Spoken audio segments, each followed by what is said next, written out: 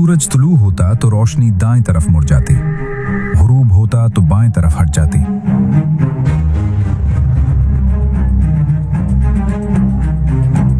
गार की बनावट ने रोशनी को उन तक पहुंचने नहीं दिया।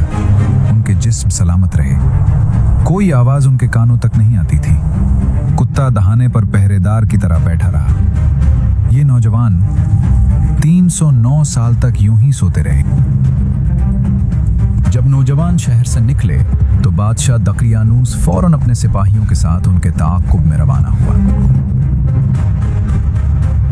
पहाड़ों की तरफ जाने वाले रास्ते में उनके कदमों के निशान बिल्कुल साफ दिखाई दे रहे थे। 3 नौजवान, एक चरवाहा और उनका कुत्ता। सिपाही झुककर निशान देखते और बादशाह सख्त नजरों से उन्हें आगे बढ़ने का हुक्म देता रहा। बस करो बेवकूफों, निशानात का पीछा करो, जल्दी।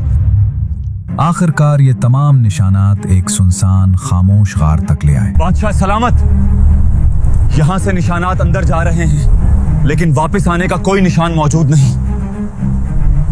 बादशाह ने फैसला किया, चाहे ये नौजवान जिंदा हों या मर चुके हों, उनका वजूद इस सल्तनत के लिए खतरा है।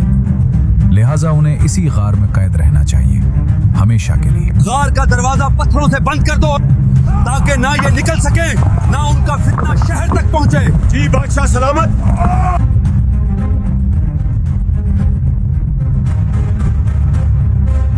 जब नौजवान गार में सो रहे थे, दिन, साल, दहाइयां और फिर सदियां गुजर गईं। दकियानूस मर गया। उसके बाद कई बादशाह आए और चले गए।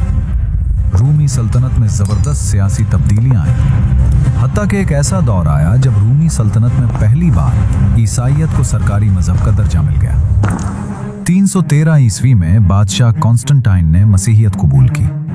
फिर जुल्म और तशद्दुद के वो तमाम कवानीन खत्म कर दिए गए जो दकियानूस के दौर में नाफिज थे। 380 ईस्वी तक पूरी रोमन एम्पायर ईसाइयों के ज़ेरे तसल्लुत आ गई।